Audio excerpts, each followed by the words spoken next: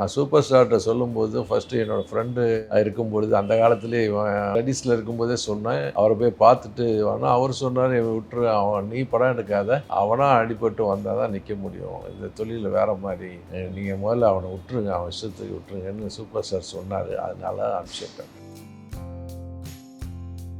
இந்த ஜெயிலர்னு ஒரு படம் எடுக்கிறாங்க, உனக்கு ஏதோ ஒரு சான்ஸ் கிடைக்கிற மாதிரி எனக்கு கனவுல வருதுடா, நீ கொஞ்சம் பிளான் பண்ணு அப்படின்னேன். இல்லைப்பா, அதெல்லாம் நமக்கு கூப்பிடுவாங்க, நம்மளால் கூப்பிட மாட்டாங்க அப்படின்னா. இல்லை தம்பி, நீ ட்ரை பண்ணு. இல்லை, நான் ட்ரை பண்ணல, நான் போய் ட்ரை பண்ணி இல்லைன்னா வேறு மாதிரி இருக்கும். கரெக்டாக ஒரு வாரம் கழிஞ்சு எனக்கு ஃபோன் பண்ணுறான், அப்பா என்னை கூப்பிட்டாங்க அப்படின்னு. இன்றைக்கி இருக்க பேரண்ட்ஸு குழந்தைங்களுக்கு என்ன பிடிக்குமோ அதை விட்டு கொடுத்து போகிறது தான் புத்திசாலித்தனம். அதில் சில விஷயங்கள் நல்லது நடக்குங்கிறது. ஏன்னா எல்லாரையும் ஃபோர்ஸ் பண்ண முடியாது. நம்ம ஃபோர்ஸ் பண்ணால் ஃபெயிலியர் ஆனால் நம்மளை கை காட்டுவாங்க. ஓகே, அவங்க இஷ்டத்துக்கு விட்டால் நம்ம அவங்கள கேள்வி கேட்கலாம். ஸோ இதுதான் என்னோடய கான்செப்ட். ஸோ அப்பா பையனுக்கு இருக்கக்கூடிய பாண்டிங் என்ன மாதிரி இருக்கும் சார்? ஃப்ரெண்டு மாதிரி தான் சார் எல்லோரும் வீட்டில் எல்லாமே டிஸ்கஸ் பண்ணுவோம். ஒன்றா இருக்கிறதே இந்த காலத்தில் பெரிய விஷயம். அதெல்லாம் அப்பா பையங்கிற ரிலேஷன்ஷிப்பை விட இனியும் நம்ம பாண்டிங் என்னெல்லாம் ஒற்றுமையாக இருக்கிறதுக்கு வழி இருக்கோ அதெல்லாம் யோசிப்போம், பேசுவோம், அதெல்லாம் செஞ்சிட்ருக்கோம். ஸோ இப்போ தரமணியில் உங்களுக்கு ஃபேவரட்டான டைலாக் ஏதாச்சும் சொல்ல முடியுமா? ஃபேஸ்புக்கில் எனக்கு 2278 ஃப்ரெண்ட்ஸ் இருக்காங்க. அது எப்படி எனக்கு 15-16 friends, I don't know the number yet, எனக்கு ஞாபகம் இல்லை. உனக்கு எப்படி 2248 ஃப்ரெண்ட்ஸ்? இல்லை, எனக்குலாம் 15 ஃப்ரெண்ட்ஸ் தான். உன் பாஸுக்கு எப்படி உன் சைஸ் தெரியும்? How does he know your சைஸ்ன்னு அந்த பைக்கில் கத்துற சீக்வன்ஸாக இருக்கட்டும். சொல்லிடி, அவனுக்கு எப்படி உன் சைஸ் தெரியும்? How does he know your size? நான் டவரில் இருக்கேன், நீ ஃபோனை நீ வச்சிடுவேன், நான் குதிச்சிடுவேன்னு சொல்கிற சீனாக இருக்கட்டும். இங்கே பாரு, ஃபோனை வைக்காத, டவரில் இருக்க, நான் குதிச்சிடுவேன். குதிக்கிறதா இருந்தா குதிடா. தரமணியில் அந்த அழக பெருமாளோட பேசுகிற அந்த தண்ணி அடிச்சுட்டு பேசுகிற ஒரு சீக்வன்ஸ், அது I think one of my best. இந்த ஆக்ஷன் சீக்வன்ஸ் இருக்குல்ல, ஒருத்தனை உங்கள் அம்மா உன்னை ஏன் பெற்றா தெரியுமான்னு சொல்லும் போது அது அந்த ஹோல் ஆக்ஷன் சீக்வன்ஸ், அந்த ரேஜ். கீழே உட்காந்துருப்பீங்க, அவங்க ஹஸ்பண்டுக்கு ஷூட் அவுட் நடந்துடும். ஸோ நீங்கள் அமைதியாக இருந்துட்டு அவங்கள ஒரு ஆண்ட்ரியாவை நினச்சிக்கிட்டு சாரின்னு சொல்கிறப்ப அந்த ஒரு சீக்வன்ஸ் தியேட்டரில் இப்போ வரைக்குமே ஒரு செலிப்ரேட் பண்ணக்கூடிய ஒரு மொமெண்ட்டாக தான் இருந்துச்சு. அது சாரி, அது நான் வெயிட் பண்ணல.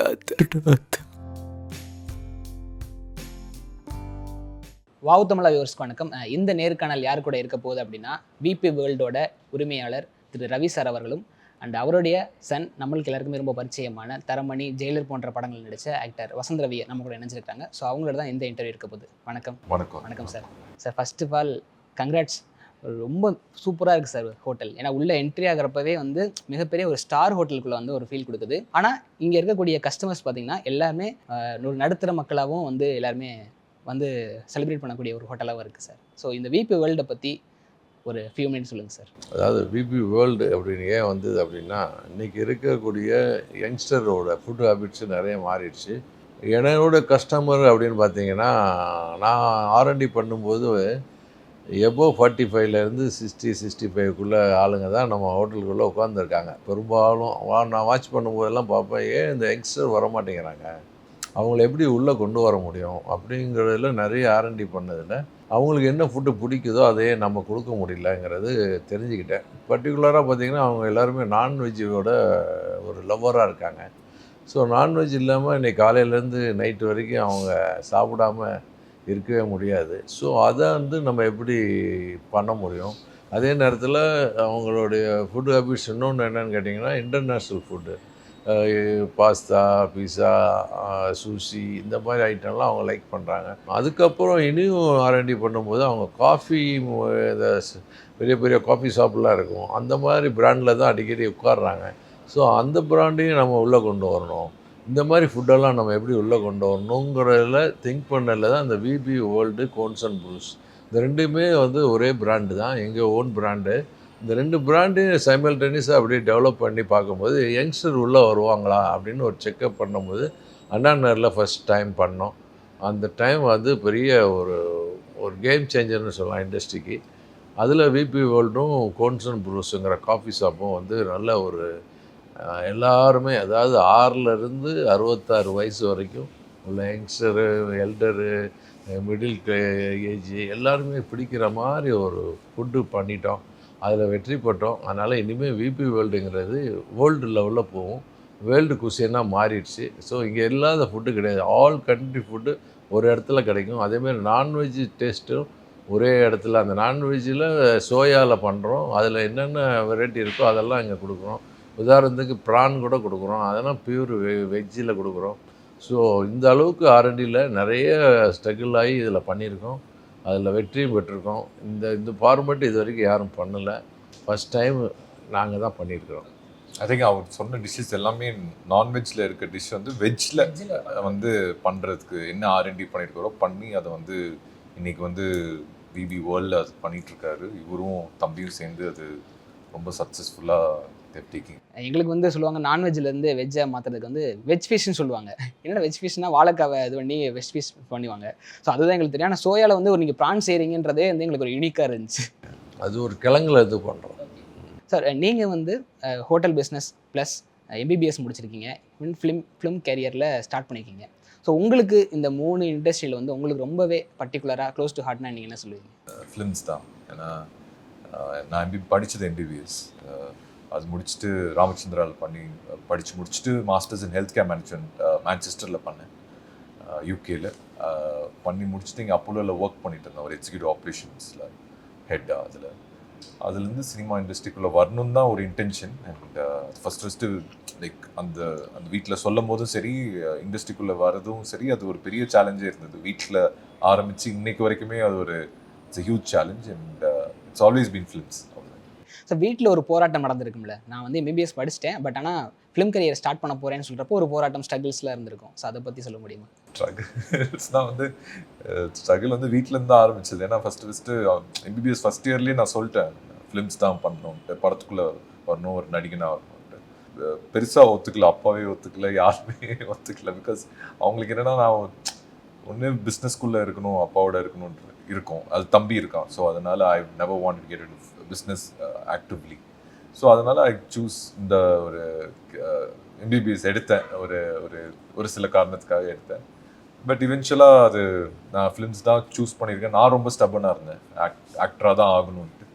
அண்ட் அது ஃபைனலாக ஒரு ஃபார்மில் வந்து ஷேப் அவுட் ஆகி இன்னைக்கு வந்து தரமணிலேருந்து ஆரம்பித்த ஜேர்னி ஜெயிலர் வரைக்கும் அப்படியே கண்டினியூஸாக போயிருக்கு. And of course Indira, last film Indira was also released. So இவ்வளோ ஜேர்னியில் அம்மா அப்பா எல்லாருமே ஃபேமிலியாகவுமே தேர் பீன் மோர் சப்போர்ட்டிவ். இன்னைக்கு இந்த ஒரு பீரியடில் வந்து பிகினிங்கில் அந்த ஒரு ஸ்ட்ரகிள் இருந்தது. And I think after Taramani ரிலீஸ்க்கு அப்புறம் அது எல்லாமே பிரேக் ஆகிடுச்சு. சார் உங்களுக்கு அவர் வந்து ஃபிலிம் இண்டஸ்ட்ரியில் ஸ்டார்ட் பண்ண போகிறேன்னு சொல்லும் போது உங்களோட ஒப்பீனியன் என்ன? எல்லாம் ஃபைட்டு தான். ஏன்னா ஒரு டாக்டர் படிச்சுட்டு அப்போலோவில் இருந்தார், வேலை பார்த்துட்டு இருந்தார். அந்த டைமில் வந்து ஃபிலிமில் நடிக்கணும் போது எந்த பேரண்ட்ஸ் ஒத்துக்க மாட்டாங்க. ஏன்னா ஸ்பெண்ட் மோர் மணி. ஏன்னா டாக்டர் சீட்டு ஒன்று போகுது, தமிழ்நாட்டில் ஒரு சீட்டு வேஸ்ட் பண்ணிட்டான். ஸோ அந்த ஆங்கிள்லேயும் நம்ம பார்க்கணும். இன்றைக்கி இருக்க பேரண்ட்ஸு குழந்தைங்களுக்கு என்ன பிடிக்குமோ அதை விட்டு கொடுத்து போகிறது தான் புத்திசாலித்தனம். அதில் சில விஷயங்கள் நல்லது நடக்குங்கிறது. ஏன்னா எல்லாரையும் ஃபோர்ஸ் பண்ண முடியாது. நம்ம ஃபோர்ஸ் பண்ணால் ஃபெயிலியர் ஆனால் நம்மளை கை காட்டுவாங்க. ஓகே, அவங்க இஷ்டத்துக்கு விட்டால் நம்ம அவங்கள கேள்வி கேட்கலாம். ஸோ இதுதான் என்னோடய கான்செப்ட். ஸோ அவர் ஃபிலிம் கரியரில் ஆரம்பித்தாலும் அவர் சூஸ் பண்ணுற படங்கள் எல்லாமே வந்து ரொம்ப எஃபோர்ட் போட்டு பண்ணுறாரு. ஸோ உங்களுக்கு என்னைக்காச்சும் தோணியிருக்கா ஏன் இப்படி பையன் கஷ்டப்படுறாரு அந்த மாதிரிலாம் தோணியிருக்கா? நிறைய தோணிருக்கு. நான் கூட கேட்பேன், ஏன்டா இவ்வளோ இது பண்ணிகிட்ருக்கோம், நம்ம ஒரு ஜாலியாக பண்ணணும் படம், ஏதாவது பண்ணுங்க, இல்லைப்பா ஃபஸ்ட்டு வந்து இதெல்லாம் காட்டினா தான் அடுத்தடுத்து மாற முடியும்.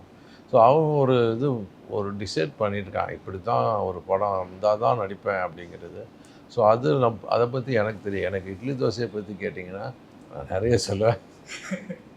இதை பற்றி ஐ டோன்ட் நோ. நான் எதுவுமே எந்த சப்போர்ட்டும் பண்ணல அவருக்கு. அவராக வந்து தான். நான் சூப்பர் ஸ்டார்கிட்ட சொல்லும்போது ஃபஸ்ட்டு என்னோடய ஃப்ரெண்டு இருக்கும்பொழுது அந்த காலத்துலேயே இவன் ஸ்டடீஸில் இருக்கும்போதே சொன்னேன், அவரை போய் பார்த்துட்டு வேணா. அவர் சொன்னார், விட்டுரு, அவன் நீ படம் எடுக்காத, அவனாக அடிபட்டு வந்தால் தான் நிற்க முடியும், இந்த தொழிலில் வேறு மாதிரி, நீங்கள் முதல்ல அவனை விட்டுருங்க, அவன் இஷ்டத்துக்கு விட்டுருங்கன்னு சூப்பர் ஸ்டார் சொன்னார். அதனால அனுப்பிச்சிட்டேன். ஸோ உங்களுக்கும் சூப்பர் ஸ்டாருக்குமே நெருங்கிய நட்பு இருக்குது. ஸோ அந்த ஜேர்னியை பற்றி தான் சொல்ல முடியுமா சார்? 2002 வந்து எனக்கு ஒரு ஃபோன் வந்தது, சூப்பர் ஸ்டார் உங்களை பார்க்கணுன்னு சொல்கிறாங்க, அவருடைய அருணாச்சலா ஹோட்டல் இருக்குது, அதை எடுத்து நம்ம பண்ணணும்னு நினைக்கிறாங்க. சரி சார் நான் வரேன்னு சொல்லிட்டு நேராக போய் மீட் பண்ணோம். ஸோ அவர் சொன்னார், இந்த இதை நீங்கள் எடுத்து பண்ணுங்கள், நான் உங்களை நிறையா கேள்விப்பட்டிருக்கேன், நிறையா பார்த்துருக்கேன், ஸோ நம்ம ஹோட்டலில் உங்களுக்கு கொடுக்குறோம் அப்படின்னு சொன்னோன்னே ஓகே நான் எடுத்துட்டேன். அது ஒரு பெரிய சேலஞ்சு தான். அப்போ இண்டஸ்ட்ரியிலே வந்து ஹையஸ்ட் ரெண்ட்டு அது. எல்லோரும் நம்மளை கிண்டல் பண்ணாங்க, இவன் போய் தேவையில்லாமல் இதில் போய் மாட்டியிருக்காரு அப்படின்னு. நான் சொன்னேன் அப்படி இல்லை, அவர் என்னை கூப்பிட்டு கொடுத்ததுனால அதில் ஏதோ ஒரு விஷயம் இல்லாமல் நம்ம இறைவனாக அனுப்பப்பட்ட மாதிரி தான் இது. ஸோ அதில் ஒரு ஏதோ ஒன்று இருக்குது. அவர் நட்புங்கிறது செகண்டரி, ஆனால் கடவுள் அனுப்பிச்சிருக்காரு. ஃபஸ்ட்டு அவர் சொல்கிறத கேட்போன்னு சொல்லி எடுத்தேன், நல்லா பண்ணேன். கொரோனானால அது ஒரு டிஸ்கன்டினியூ ஆக வேண்டிய சூழ்நிலை ஆச்சு. 25 இயர்ஸ் நான் ட்ராவல் பண்ணியிருக்கேன். It's a very very nice man. இந்த மாதிரி ஆளை நான் பார்த்ததே இல்லை. இன்றைக்கி நான் ஒரு சும்மா ஒரு மிஸ்டு கால் கொடுத்தா கூட அடுத்த நிமிஷம் என்னை கூப்பிட்ற அளவுக்கு நான் அவரோட ஒரு குட் புக்கில் இருக்கேன். அவரும் நானும் நிறைய பேசியிருக்கோம், நிறைய பழகியிருக்கோம். சில விஷயங்களில் நிறைய விஷயங்கள் இருக்குது. ஸோ இந்த ஃபிலிமில் வர்றதுக்கு அவனை உள்ளே போக சொன்னதே சார் தான். இல்லைன்னா நான் ஒத்துருக்க மாட்டேன். அவனை விட்டுருங்க, அவன் இஷ்டத்துக்கு இந்த ஃபிலிம் இண்டஸ்ட்ரி வர மாதிரி அவன் தனியாக வந்தால் தான் நிற்க முடியும். ஸோ இந்த மாதிரிலாம் விஷயங்கள் அவர்கிட்ட நிறைய டிஸ்கஸ் பண்ணி தான் எனிதிங் ஒரு விஷயம்னா ஃபோன் பண்ணிடுவேன். இல்லை ஒரு ஃபுட்டு வேணும், அவருக்கு ஒரு ஃபுட்டு பிடிக்குமோ அதை நான் அனுப்புவேன். ஸோ இந்த மாதிரி விஷயங்கள் எங்கள் ரிலேஷன்ஷிப் இன்றைக்கி வரைக்கும் தொடர்ந்துட்டு தான் இருக்குது. God grace. சார் அவர் கூடயே ஜெயிலரில் வந்து சன் வந்து ஸ்க்ரீன் ஷேர் பண்ண ஒரு மொமெண்ட் இருக்குல்ல சார், அதை பற்றி சொல்ல முடியும் சார்? அது வந்து எனக்கு வந்து ஒரு நாள் தூங்கி எழுந்துச்சு வேணா காலையில் இவனை மீட் பண்ணேன். இந்த ஜெயிலர்னு ஒரு படம் எடுக்கிறாங்க, உனக்கு ஏதோ ஒரு சான்ஸு கிடைக்கிற மாதிரி எனக்கு கனவுல வருதுடா, நீ கொஞ்சம் பிளான் பண்ணு அப்படின்னேன். இல்லைப்பா அதெல்லாம் நமக்கு கூப்பிடுவாங்க, நம்மளால் கூப்பிட மாட்டாங்க அப்படின்னா. இல்லை தம்பி நீ ட்ரை பண்ணு. இல்லை நான் ட்ரை பண்ணல, நான் போய் ட்ரை பண்ணி இல்லைன்னா வேறு மாதிரி இருக்கும், நான் பார்ப்போம். நான் சொன்னேன் இது கண்டிப்பாக உனக்கு ஒரு இது வரப்போகுதுன்னு சொன்னேன். இது ஒரு இதாக தான் சொன்னேன் இல்லையா? ஜஸ்ட் அவருக்கு ஒரு இன்ட்யூட்டிவாக தோணிருக்கு. என்னை நான் அவர் சொன்னார் நீ ஜஸ்ட் போய் அப்ரோச் பண்ணுன்னு. நான் சொன்னேன் இல்லை, நான் அந்த மாதிரி இது வரைக்கும் எந்த டைரக்டரையும் நான் மீட் பண்ணதும் இல்லை, நான் எனக்கு அதுவாக வந்தால் நடக்கட்டும் அப்படின்னு நான் சொல்கிறேன். நான் சார்கிட்ட பேசுவான்னா எல்லாம் பேசக்கூடாதுன்ட்டான். ஸோ இதெல்லாம் டிஸ்டர்ப் பண்ணக்கூடாதுன்னு சொல்லிடுவான். ஸோ அதனால் நான் என்ன பண்ணிட்டேன்னா விட்டுட்டேன். கரெக்டாக ஒரு வாரம் கழிஞ்சு எனக்கு ஃபோன் பண்ணுறான், அப்பா என்னை கூப்பிட்டாங்க அப்படின்னு. அந்த டைரக்டர் கூப்பிட்டு பேசினாரு, நெல்சன் சார் கூப்பிட்டாரு. ஸோ வெயிட் பண்ணால் அது நான் சொன்னேன்ல, ஏதோ ஒன்று நடக்க போகிறது முன்னாடி எனக்கு தெரிஞ்சது. அதை நான் இவன்கிட்ட சொன்னேன். அப்பா நீங்கள் சொன்னது கரெக்டாக இருக்குமா. அந்த மூமெண்ட் எப்படி இருக்குன்னு உங்களுக்கு தெரியும். It's very happy moment. இந்த ஏஜில் இந்த 4-5 படம் பண்ணவனுக்கு ஒரு சான்ஸு அவரோடு நடிக்கிறது வந்து காட் கொடுத்த கிஃப்ட்டு தான். நான் எப்படி அவருடைய பார்ட்னர், அதாவது ஒரு ஹோட்டல் எடுத்து பண்ணனோ அதே மாதிரி இவன் இந்த ஏஜில் அவரோட ஒரு பையனாக நடித்தது மிகப்பெரிய கிரேட் அச்சீவ்மெண்ட்ஸு, கடவுள் கொடுத்த வரம். சார் நீங்கள் வந்து ஸ்க்ரீன் ஷேர் பண்ணுறப்ப அப்பாவை பற்றின மெமரிஸ்லாம் சார் ஷேர் பண்ணிக்காரா ரஜினி சார்? ஃபஸ்ட்டு எடுத்தோன்னே கேட்குறது அப்பா எப்படி இருக்காரு, அப்பா ஹெல்த் எப்படி இருக்குன்னு தான் கேட்பாரு. அப்பாவோட ட்ராவல் வந்து ரொம்ப க்ளோஸராக இருந்திருக்கு. அதனால என்னமோ தெரில, இது நான் நினச்சி பார்க்கல இந்த ஒரு ஜெயிலரில் இந்த மாதிரி சாரோட ஷேர் பண்ணுவேன்ட்டு. பட் எனக்கு தெரிஞ்சு நான் இண்டஸ்ட்ரிக்குள்ள வந்ததுக்கப்புறம் அப்பா வந்து ஹஸ் பீன் லைக் என்ன சொல்கிறது, மேனிஃபெஸ்ட் பண்ணுவாங்கன்னு சொல்லுவாங்களா, அவர் மேனிஃபெஸ்ட் பண்ணியிருந்திருக்கலாம் இது நடக்கிறதுக்கு. பிகாஸ் நிறைய தடவை வந்து இந்த ஜெயிலர் நியூஸ் வரும், பிகினிங்லேருந்து இந்த ஜெயிலர்னு ஒரு படம் ஸ்டார்ட் ஆகும்போது அவர் வந்து இதை பற்றி சொல்லிட்டே இருப்பார் அப்பா.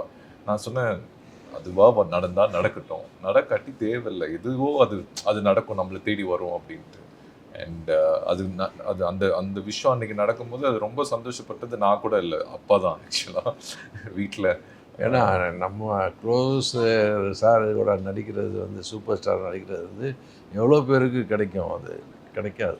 ஸோ இட்ஸ் வெரி வெரி ஒரு எப்படி சொல்கிறது, ஆக்சுவலாக அது மட்டும் இல்லாமல் ரெஃபரன்ஸ் இல்லாமல் அவராக முயற்சி பண்ணி கிடைக்கிறது வந்து பிளெஸ்ஸிங் தான் அது. அது ஏன்னா சாருக்கு வந்து தரமணியும் ரொம்ப பிடிச்ச படம், அண்ட் ராக்கியுமே அவர் ரொம்ப லவ் பண்ணி பார்த்த படம். அண்ட் அது 2 படங்கள் வந்து ஒரு பெரிய பூனாக இருந்தது, பெரிய ப்ளஸ்ஸாக இருந்தது. ஏன்னா நெல்சன் சார் டிஸ்கஸ் பண்ணும்போது சார் சொன்னது இந்த 2 படத்தில் அவர் ரொம்ப சூப்பராக பர்ஃபார்ம் பண்ணியிருந்தார். அண்ட் அவர் இந்த ரோல் கரெக்டாக இருக்கும். ஏன்னா நெல்சன் சார் தான் சொன்னார், சார் வசந்த் ரவி கேஸ்ட் பண்ணால் எப்படி இருக்கும்ன்ட்டு. அப்புறம் சார் சொன்னார் இது இப்படி தான் நடந்தது. இன்ஃபேக்ட் இவ்வளோ அப்பாவை ஃப்ரெண்டாக இருந்தோம் இல்லை எனக்கு தெரிஞ்சுமே நாங்கள் வந்து போய் ஒரு வார்த்தை கூட கேட்டதில்லை, அப்ரோச் பண்ணதே கிடையாது, சொன்னதும் இல்லை. அவர் ஏன்னா அது நாளைக்கு ஏதாவது ஒன்று நம்ம ஃப்ரெண்ட்ஷிப் தான் முக்கியம் இல்லையா, ஆக்டிங் வந்து ஆண்டவனாக கொடுக்குறது. ஸோ உங்களோட ஃபிலிமோகிராஃபி பார்க்குறப்ப ரொம்ப ரொம்ப பர்டிகுலராக கண்டென்ட் ஓரியன்ட் படங்கள் பண்ணுறீங்க. அது பர்டிகுலராக நீங்கள் சூஸ் பண்ணுறதா இல்லை ஃப்ளோவில் வரதா? இல்லை, பிகினிங் ஃபிலிம்ஸ்லேருந்தே ஆரம்பித்த இடம் வந்து ராம் சார், தரமணி. ஸோ தரமணிலேருந்து நீங்கள் ஆரம்பித்து பார்த்தீங்கன்னா அவர் ஒரு ஒரு ஒரு பாத்வே கிரியேட் பண்ணி கொடுத்துட்டாரு. அதுலேருந்து ஆரம்பித்தது தான் ராக்கி. ஸோ அதுலேருந்து என்ன ஆயிடுச்சுன்னா இந்த 2 படம் நம்ம வந்து கண்டென்ட் ட்ரிவனில் ஒரு ஒரு ஒரு ஒரு யூனிக்கான ஒரு ஒரு சப்ஜெக்ட் பண்ணும்போது ஆட்டோமேட்டிக்காக டைரக்டர்ஸ் வந்து அந்த சிந்தனைகள் உள்ள ஸ்கிரிப்ட்ஸ் வருது. அண்ட் அதை நோக்கி நம்மளுக்கு வந்து வர ஸ்கிரிப்ட்ஸில் எது பெஸ்ட்டாக நம்மளுக்கு தோணுதோ அதை நம்ம செலக்ட் பண்ணி பண்ணுறோம். அண்ட் பொறுமையாக எடுத்து ஒன்று எடுத்து பண்ணுறோம். ஸோ இப்போ வரைக்குமே அப்படி தான். ஏன்னா as long as content driven films தான் எனக்கு ஆடியன்ஸ் தியேட்டருக்கு வந்து பார்க்குறாங்க. எஸ்பெஷலி பிக் ஸ்டார் ஃபிலிம்ஸ் விட்டுருங்க, அதில் வந்து கண்டென்ட் இருக்கா இல்லையான்னு எனக்கு நிறைய தடவை அது இல்லாமலே கூட ஓகே இருக்குது பிகாஸ் ஆஃப் த ஸ்டார் அந்த ஃபேக்டர்னால. பட் ஒரு அப்கமிங் ஆக்டர்ஸோ இல்லை அப்கமிங் ஹீரோஸ்க்கு வந்து கண்டென்ட் ட்ரிவன் ஃபிலிம்ஸ் தான் எல்லாமே. இல்லை, இப்போ ஜெயிலர் வந்து மிகப்பெரிய ஒரு ஹிட், பிளாக் பஸ்டர், வசூல் ரீதியாக வந்து மிகப்பெரிய ஹிட். ஆனால் அதுக்கு அடுத்து நீங்கள் சூஸ் பண்ணுற படங்கள் எல்லாமே வந்து கண்டென்ட் ஓரியன்டான படம், ஸ்மால் பட்ஜெட் படமாக பண்ணுறீங்க. ஸோ மெயின் ஃபோக்கஸ் வந்து அதுதான் நீங்கள் பார்க்குறீங்களா, இல்லை எனக்கு அடுத்தடுத்து என்னோட வியாபாரம் வந்து பெருகணும் அப்படின்னு நினைக்கிறீங்களா? இல்லை, ஜெயிலர் வந்து என்னதான் சொன்னாலுமே அது ஒரு ரஜினி சார் ஃபிலிம் இல்லையா? ரஜினி சார் ஃபிலிமில் ஒரு இம்பார்ட்டண்டான ரோல், ஒரு படத்தோட ஒரு கோரான ஒரு கேரக்டர் நம்மளுக்கு கொடுத்துருக்காங்க. அண்ட் அதுக்கப்புறம் நம்ம பண்ணுறது வந்து நம்மளுக்கான ஒரு இண்டிவிஜுவல் ஃபிலிம் இருக்கும்போது அதுக்கான ஒரு ஒரு ஒரு பட்ஜெட் சினாரியோ இருக்குது, அதுக்கான ஸ்கிரிப்டுக்கு என்ன தேவையோ பண்ண வேண்டியதாக இருக்குது. ஸோ அதுக்கேற்ற ஸ்கிரிப்ட்ஸ் வரும்போது, அதுக்கேற்ற ப்ரொடியூசர்ஸ் வரும்போது, அதுக்கேற்ற பட்ஜெட் சினாரியோவில் நம்ம ஒன்று ஸ்டார்டிங் ஒரு விஷயம் பண்ணுறோம். அண்ட் இவென்ச்சுவலி அது ஒரு அது அது அது ஒரு ஒரு படங்களோட ஆடியன்ஸோட ரிசெப்ஷனை பொறுத்து தான் அது எல்லாமே சேஞ்ச் ஆகும். ஸோ இப்போ வந்ததுக்கப்புறம் தான் பார்த்தேன் 2 பேருமே ஒயிட் அண்ட் ஒயிட்டில் வந்திருக்கீங்க. சொல்லிட்டு தான் வரல, அவரும் போட்டிருந்தாரு, நானும் போட்டிருந்தேன். It is just happen, coincidence தான். ஸோ அப்பா பையனுக்கு இருக்கக்கூடிய பாண்டிங் என்ன மாதிரி இருக்கும் சார்?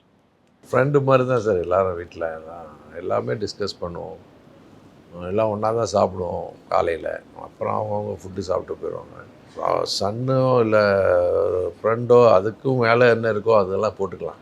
ஸோ அந்த அளவுக்கு ஒரு ஃப்ரீடம் கொடுத்துருக்கோம், அந்த அளவுக்கு ஒரு அண்டர்ஸ்டாண்டிங். இன்றைக்கும் நாங்கள் எல்லாம் ஒன்றா தான் இருக்கிறோம். கிராண்ட் டேரக்டர் எடுத்துட்டோம், கிராண்ட் டேரக்டர் கூட எல்லாம் ஒன்றா தான் இருக்கிறோம். இப்போ கூட துபாய் போயிட்டு வந்தோம், எல்லாம் ஒன்றா தான் போயிட்டு வந்தோம். ஸோ ஒன்றா இருக்கிறதே இந்த காலத்தில் பெரிய விஷயம். அதெல்லாம் வந்து அப்பா பையங்கிற ரிலேஷன்ஷிப்பை விட இனியும் நம்ம பாண்டிங் என்னெல்லாம் ஒற்றுமையாக இருக்கிறதுக்கு வழி இருக்கோ அதெல்லாம் யோசிப்போம், பேசுவோம், அதெல்லாம் செஞ்சிட்ருக்கோம். சார் வசந்த பவன் தவிர்த்து நீங்கள் என்னைக்காச்சும் வேறு ஒரு ஹோட்டலில் போய் சாப்பிட்ருக்கீங்களா? அப்படி சாப்பிட்டீங்கன்னா ஃபஸ்ட்டு நீங்கள் இலையில என்ன நோட் பண்ணுவீங்க சார்? அவங்களோட ஊருக்கு தகுந்த மாதிரி அவங்க குவாலிட்டி ஃபுட்டு இருக்கலாம், ஒரு ஊருக்கு ஒவ்வொரு டேஸ்ட் இருக்கும். ஸோ எல்லா ஃபுட்டுமே அந்தந்த ஊருக்கு தகுந்த மாதிரி பண்ணிகிட்ருக்காங்க. அதில் எது பெஸ்ட்டோ அந்தந்த அவுட்லெட்டுக்கு நான் போயிருக்கேன், சாப்பிட்ருக்கேன். முடிஞ்சால் அந்த ஸ்வீட்டு அந்த ஸ்நாக்ஸ்லாம் வாங்கிட்டு வந்து இங்கே அதை ஒரு செக் பண்ணுவோம். இந்த மாதிரி நம்ம ஏன் மாற்ற முடியாது, இந்த குவாலிட்டி கொடுக்கலாம். அதெல்லாம் நிறைய R&D பண்ணி தான் இந்த அளவுக்கு இந்த விபி வேர்ல்டு மாறினதுக்கு காரணம் என்னென்னா வேர்ல்டு வைடு. இப்போ இங்கே மட்டும் இல்லை, நான் சவுத் இந்தியா மட்டும் இல்லை, நார்த் இந்தியா போயிருக்கோம். வேர்ல்டில் எல்லா இடத்துக்கும் போனால் அந்த காஃபி ஷாப் எப்படி இருக்குது, அவங்க ஃபுட்டு எப்படி இருக்குது, ப்ரெசன்டேஷன் எப்படி இருக்குது, இதை எப்படி நம்ம உள்ளே கொண்டு வர முடியும், நம்ம இதை எப்படி மாற்ற முடியும், அதுக்காண்டி நிறையா ட்ராவல் பண்ணி பார்த்துருக்கேன். சார் நீங்கள் சென்னையில் வந்து வசந்த பவனை டேக் ஓவர் பண்ணப்போ நிறைய காம்படிட்டர் இருந்திருப்பாங்க.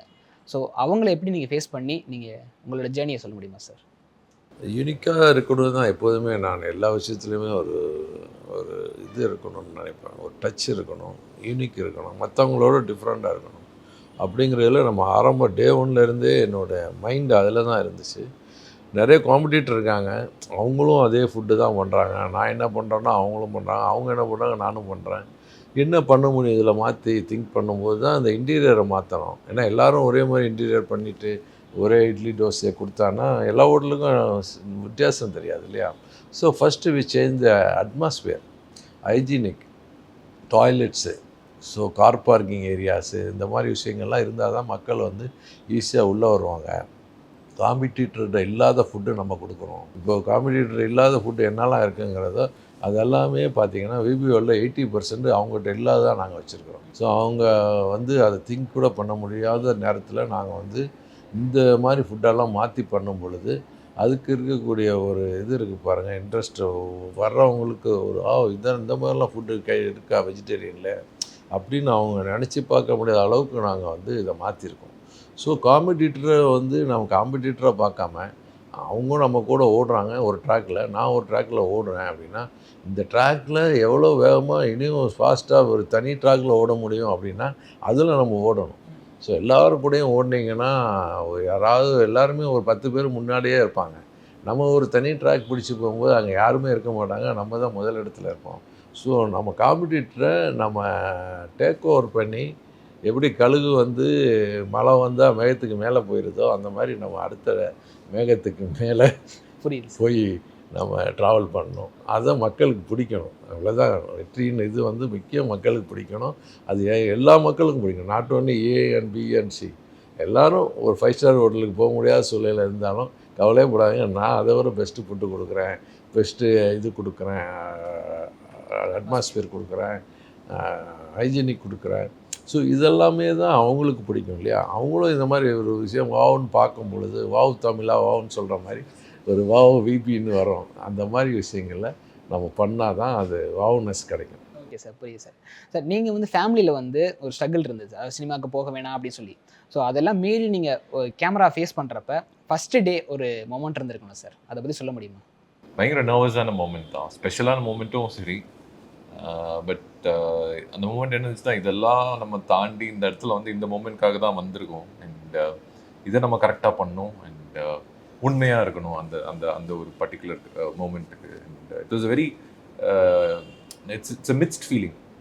அதாவது நம்ம இவ்வளோ ஸ்ட்ரகிள் பண்ணி இவ்வளோ தூரம் வந்து ஃபைட் அவுட் பண்ணி இவ்வளோ பேஷண்ட்டாக இருந்து ஃபைனலாக ஒரு அந்த ஃபஸ்ட்டு சீன், அந்த ஃபஸ்ட்டு மூமெண்ட் அந்த கேமராமேன் நடிக்கும்போது இவ்வளோ உள்ள என்ன இருந்தோ அதெல்லாம் வரும்போது உள்ள பயம், ஃபியர். லைக் ஏன்னா கேமரா முன்னாடி ஒரு 100 பேர் முன்னாடி நம்ம பெர்ஃபார்ம் பண்ணணும். அண்ட் ராம் சார் மாதிரி ஒரு டைரக்டர், அண்ட் அவர் வந்து என்ன வேணுமோ ப்ரிசைஸாக இதை ஃபிக்ஸ் பண்ணிப்பார். அதுக்குள்ளே நம்ம அதை வந்து பெஸ்ட்டாக நம்ம கொடுக்கணும், இல்லாட்டி he will not say okay. அந்த டேக் ஓகே ஆகிற வரைக்குமே அந்த ஒரு இது இருந்தது. டேக் ஓகே சொல்லும்போது then okay this is the first step அப்படின்னு சொல்லும்போது சார் என்கிட்ட கட் பண்ணிவிட்டு என்கிட்ட வந்து சொன்னார், Vasanth this is your first day, first moment, first take. இந்த மூமெண்ட் எப்போவுமே மறக்க முடியாது ஒரு ஆர்டிஸ்டால் அப்படின்னாரு. அது ஒன்று ஞாபகம் இருக்குது. It's very special moment. இந்த சீன் சொல்ல முடியுமா சார்? ஃபர்ஸ்ட் டே ஏட்ரியன் அந்த சின்ன பையன் வந்து பியர்ட்வாலா அம்மா கூப்பிடுறாங்க, மம்மிஸ் காலிங்யூன்னு சொல்லுவாங்க. ஸோ அதை பார்த்துட்டு அவங்க ஆண்ட்ரியாவோட மதர்இன்லா நினைக்கிறேன், மதர் கேரக்டருக்கு வந்து அந்த மாதிரி இது மாதிரி கூப்பிடுறாங்க போகணும் அப்படின்னு சொல்லுவாங்க. ஸோ அந்த மாதிரி ஒரு உன் பேர் என்னன்னு சொல்லும்போது பிரபுநாத் அந்த மாதிரி ஒரு சின்ன ஒரு சீக்வன்ஸ் தான் எடுத்தார். பிகாஸ் ஃபஸ்ட்டு மாண்டேஜ் சீக்வன்ஸ்னால அது கட் பண்ணி இந்த செகண்ட் டே தான் அந்த படத்தோட ஓப்பனிங் ஷாட். அது செகண்ட் டே வச்சுக்கிட்டாரு. ஏன்னா first let him get used to it. ஏன்னா செகண்ட் டே வந்து மலை, பஸ்ஸு, நிறைய டைலாக்ஸ் இருக்குது, ஸ்மோக் பண்ணணும், இது எல்லாமே இருந்துச்சு. So it was beautiful. So இப்போ தரமணியில் வந்து உங்களுக்கு ஃபேவரட்டான டைலாக் ஏதாச்சும் சொல்ல முடியுமா? நிறைய லைக் ஃபேஸ்புக் இது இல்லை அது நிறைய. ஆமாம், அப்பா சொல்கிறது வந்து ஃபேஸ்புக்கில் எனக்கு 2278 ஃப்ரெண்ட்ஸ் இருக்காங்க. அது எப்படி எனக்கு 16 friends, I don't know the number yet, எனக்கு ஞாபகம் இல்லை. 15 ஃப்ரெண்ட்ஸ் தான் அப்படின்னு சொல்கிறது ஒரு விஷயமா இருக்கட்டும். இல்லை உன் பாஸுக்கு எப்படி உன் சைஸ் தெரியும், how does he know your சைஸ்ன்னு அந்த பைக்கில் கத்துற சீக்வன்ஸாக இருக்கட்டும். இல்லை நான் டவரில் இருக்கேன், நீ ஃபோனை நீ வச்சிடுவேன்னா நான் குதிச்சிடுவேன்னு சொல்கிற சீனாக இருக்கட்டும். அவன் மிரட்டுவான்ல, ஆண்ட்ரியா நீ இப்போ போட்டு ஃபோனை வச்சா நான் டவர்லேருந்து குதிச்சிடுவேன், குதிக்கிறதா குதிரா போடான்னு சொல்லிட்டு அவள் ஃபோனை வைக்கிற சீக்வன்ஸாக இருக்கட்டும். நிறைய அதில் டைலாக்ஸ் வந்து ஃபினாமினலாக இருக்கும். இன்ஃபேக்ட் இன்டர்மிஷன் சீக்வன்ஸில் அவங்க 2 பேத்துக்குள்ள அந்த ஃபைட்டாக இருக்கட்டும், அது 3.5 minutes 4 minutes கட்டே இல்லாத சீக்வன்ஸ். ஆக்சுவலாக எங்களுக்கு அதில் யூனிக்காக தெரிஞ்சது என்னன்னா, கட்டுறது தமிழில் ஜீவா சார் சொன்ன டைலாக நீங்கள் ஒரு கால் சென்டரில் பேசுவீங்க. ஆமாம், ஸோ அதை பற்றி சொல்கிறேன். அது நான் என்னங்க சொல்ல முடியும், அவர் வந்து அது ஒரு டச்சாக வச்சிருக்காரு அதில். அண்ட் அது சொல்லும் போது ஓகே சார் வந்து இது is just a recall for கட்டுறது தமிழ் ஃபேன்ஸ் மாதிரி. அது ஒரு நானும் ஒரு கால் சென்டரில் ஒர்க் பண்ணேன்.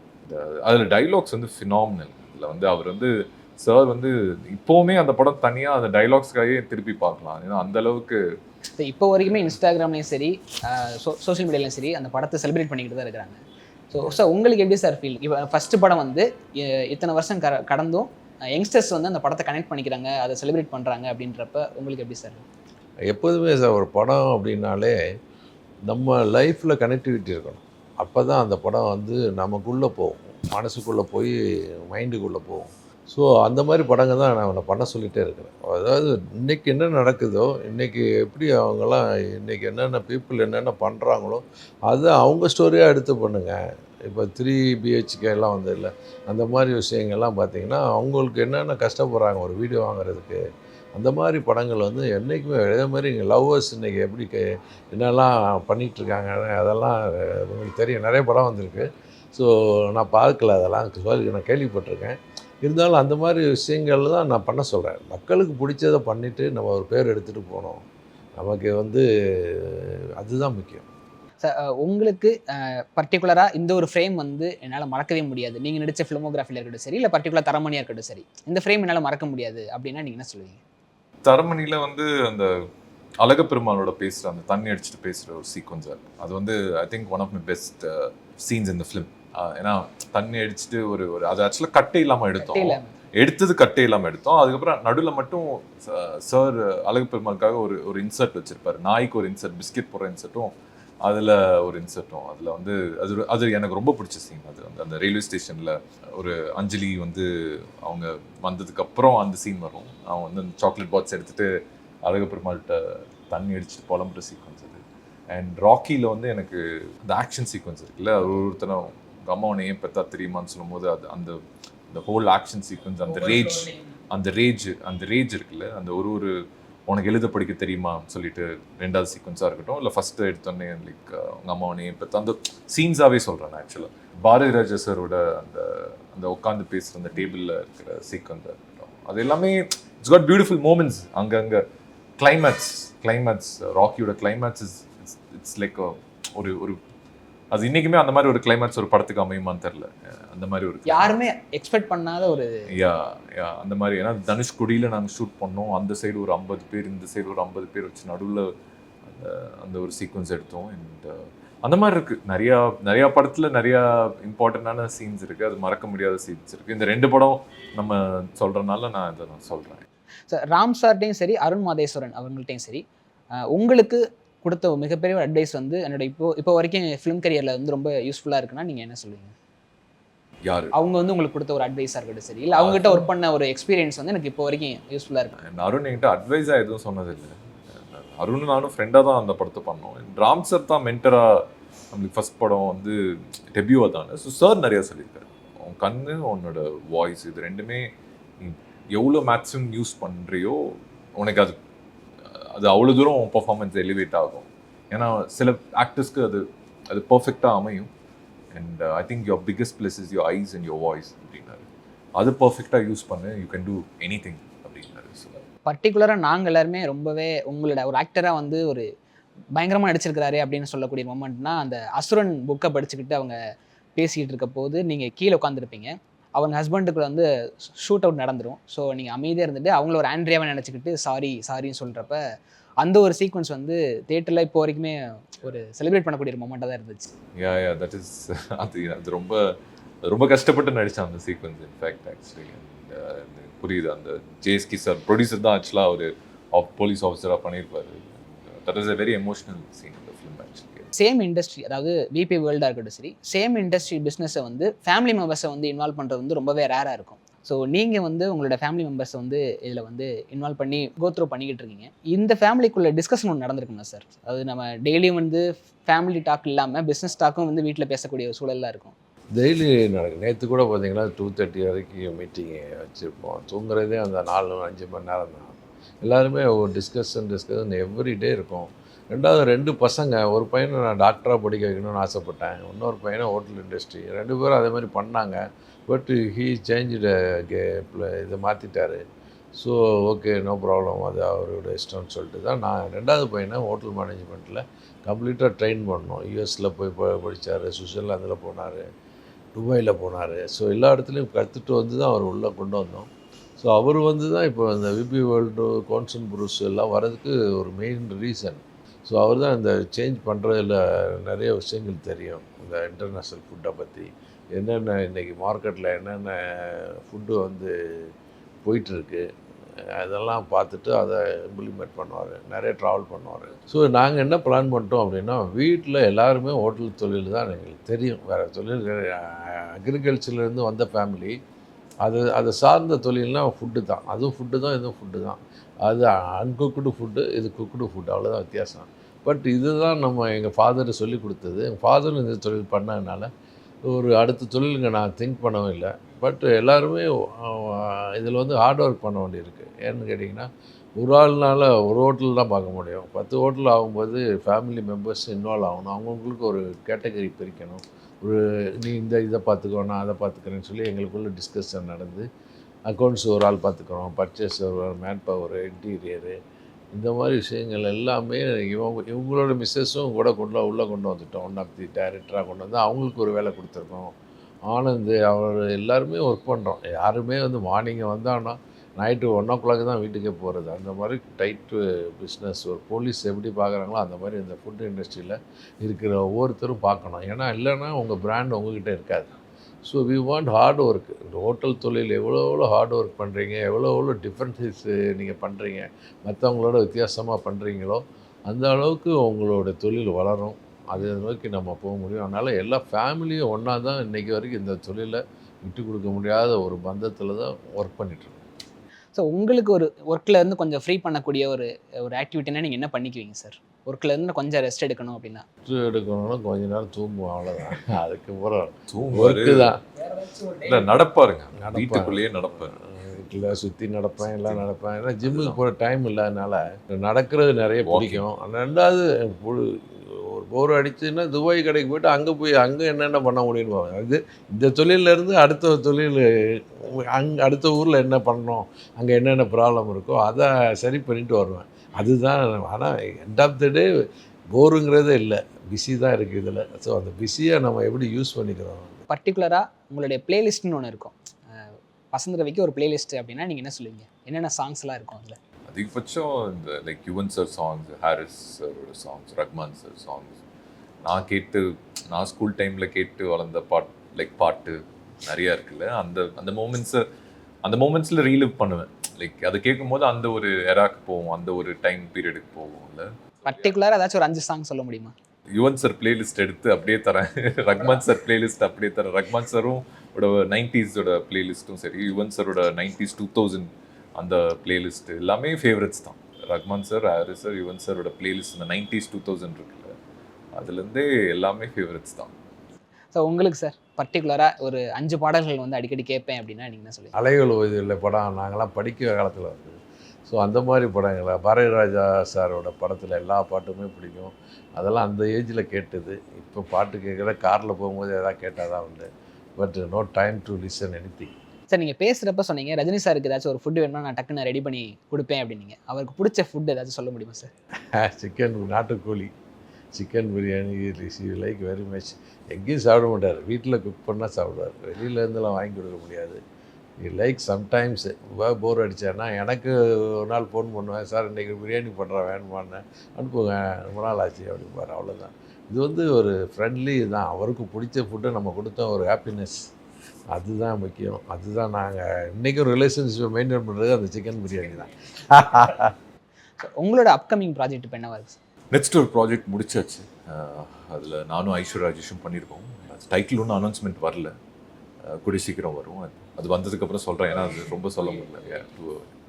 அப்பா சொல்லியிருந்தாரு இந்த மாதிரி நிறைய மக்களோட கனெக்ட் ஆகிற படங்கள்லாம் எடுத்து பண்ணணும்னு. என்னைக்காச்சும் உங்களுக்கு ஏதாச்சும் ரொம்காம் படங்கள் இந்த மாதிரி பண்ணணும்னு ஆசை இருந்திருக்கா? அடுத்த படம் அதான் பண்ணுறாரு. நெக்ஸ்ட் வந்து ஒரு லவ் சப்ஜெக்ட் பண்ணுறாரு. அது இன்னைக்கு இருக்கிற லவ் தான் அது. ஸோ நம்ம சொல்லி தான் அப்படி இல்லைங்க மாத்துறாரு. சம்திங் லைக் வி டூயிங் ஒரு லவ் ஃபிலிம் தான். அது வரும்போது சொல்கிறேனே. சரவண பவன் ஓனர் அவர்களுடைய வாழ்க்கை வரலாறு வந்து படமாக பண்ண போகிறாங்க. ஜெய்பீம் டைரக்டர் தாசிய ஞானவேல் எடுக்கிறாரு. ஸோ அவருக்கும் உங்களுக்கு ஏதாச்சும் ஒரு பேசக்கூடிய மொமெண்ட் இருந்திருக்கா சார் உங்களுக்கு அவருக்கும்? நான் அசோசியேஷன் பிரசிடெண்ட்டாக இருக்கும்போது நான் அதாவது என்னோட 10-15 வருஷம் முன்னாடி நான் பிரசிடெண்ட் ஆகிட்டேன். இப்போது நிறைய டைம் அவரை மீட் பண்ணி நாங்கள் எங்களோட தொழிலில் இருக்க ப்ராப்ளத்தெல்லாம் நிறைய பேசியிருக்கோம். பர்டிகுலராக அவர் எங்கள் ஊருக்கார் தான், பக்கத்து ஊர் தான். என்னோடய ஃபாதர் ஒரு குருன்னா அவர் இன்னொரு குருன்னு சொல்லலாம், அவரோட மென்டார்னு சொல்லலாம். ஏன்னு கேட்டிங்கன்னா அவரோட வளர்ச்சி பார்த்துட்டு தான் நான் சென்னைக்கே வந்தேன். நான் அது வரைக்கும் திருச்சியில் தான் இருந்தேன். ஸோ இந்த மாதிரி விஷயங்கள் நடக்குது. சென்னையில் தான் நம்ம ஒரு இது பண்ண முடியும், சரவணம் போன இருக்குது, அதுக்கு ஈக்குவலாக நம்மளும் பண்ணணும், அது மாதிரி வரணும் அப்படின்னு நினச்சிட்டு நான் சென்னைக்கு வந்தேன். ஸோ அவருடைய 70வது பிறந்த நாளில் நிறைய பேசியிருக்கேன் அவரை பற்றி. ஸோ நல்ல ரிலேஷன்ஷிப் இன்றைக்கி வரைக்கும் இருக்குது. அவங்க சன்னு கூட இருக்குது. எல்லா பசங்களும் நமக்கு எல்லாம் ஃப்ரெண்ட்ஸு தான். ஸோ நாங்களாம் ஒரே செட்டு தான், எல்லாம் அசோசியேஷன் இருக்கனால. ஸோ அதை நான் காம்படிட்டராக பார்க்கல, ஆல் ஒன் ஃபேமிலியாக பார்க்குறோம். எனி பிராண்டு எங்கள் ஃபேமிலி தான் நினைக்கிறோம். இப்போ வசந்த பவன் வந்து அடுத்த ஒரு இலக்குக்கு போகணும் அப்படின்னு நீங்கள் என்ன நினைக்கிறீங்க சார்? மெக்டானல்ட்ஸ், KFC மாதிரி உலகத்தில் எல்லா இடத்துலையும் இனி சிம்பிளிஃபை, இப்போ நாங்கள் பெருசு பண்ணிட்டோம், இதை எப்படி சிம்பிளிஃபை பண்ணி அதை ஒரு ஈஸி ஃபுட்டாக கொண்டு போகணும், உலகம் பூரா கொண்டு போகணும். அதாவது ஈஸியாக ஒரு 4 பேர் 5 பேரை வச்சுட்டு அதை ஆப்ரேட் பண்ணணும். ஸோ அந்த மாதிரி ஒரு நியூ கான்செப்டை ட்ரை பண்ணிகிட்ருக்கோம். அதில் என்னென்ன யூனிக் ஃபுட்டு, மக்கள் என்ன லைக் பண்ணுறாங்க, ரெகுலராக என்ன சாப்பிட்றாங்க, அது ஈஸியாக எவ்வளோ நேரத்தில் கொடுக்கும், மேக்ஸிமம் 2 மினிட்ஸில் கொடுக்குற மாதிரி ஃபுட்டு, இந்த மாதிரி விஷயங்கள்லாம் R&D போயிட்டுருக்கு.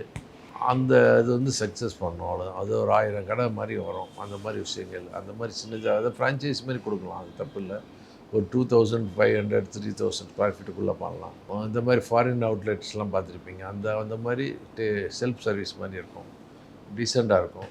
ஸோ மெனுவும் நல்ல டீசெண்ட் ப்ரைஸில் இருக்கும், குவாலிட்டியாக இருக்கும். அந்த மாதிரி பிளான் பண்ணுறோம். சார் இன்டர்வியூட ஃபைனல் செக்மெண்ட்டுக்கு வந்துட்டோம். ஸோ உங்களோட ஏதாச்சும் ஒரு பாடல்கள் நீங்கள் பாடுனா பெஸ்ட்டாக இருக்கும் சார். பாடினதுலாம் கிடையாது, டைலாக்காக நீங்கள் என்ன சொல்லுங்கள் நான் திருப்பி சொல்கிறேன். சொல்லுங்கள். உன்னை உன்னை கடலளவு நேசிக்கிறேன், மலையளவு வெறுக்கிறேன் அப்படின்னு. உன்னை உன்னை உன்னை கடலளவு நேசிக்கிறேன், மலை அளவு வெறுக்கிறேன். ஸோ அந்த டைலாக் சொல்ல முடியுமா சார்? அவங்க மலையில் நினச்சிட்டு வந்து வருவாங்க, வந்தோடனே என் காலை ஏண்டா பார்க்குற அப்படின்னு சொல்லுவாங்க. உங்கள் காலை யாருங்க பார்க்குறா, பார்த்து ரசிக்கிற அளவுக்கு உங்கள் கால் ஒன்றும் அவ்வளோ அழகாக இல்லை. சூப்பர் சார், வந்துருச்சு சார் அப்படின்னு சொல்லும் போது அந்த சீன் தான் நினைக்கிறேன். பார்த்து ரசிக்கிற அளவுக்கு உங்கள் கால் ஒன்றும் அவ்வளோ அழகாக இல்லை. அகைன் ராம் சார் கூட ஏதாச்சும் படங்கள் செய்கிறதுக்கான வாய்ப்புகள் இருக்கா சார்? இருக்குது சார், நானும் பேசிட்டு தான் இருக்கோம். பட் அது கரெக்டாக அமையணும். சாருமே ஒரு சில இதில் பிஸியாக இருக்காரு, எனக்குமே ஒரு சில கமிட்மெண்ட்ஸ் இருக்குது. And hopefully soon. So thank you so much, இவ்வளோ நேரத்தை ஒதுக்கி இன்டர்வியூ. தேங்க்யூ. வாவ் தமிழா வியூவர்ஸ்.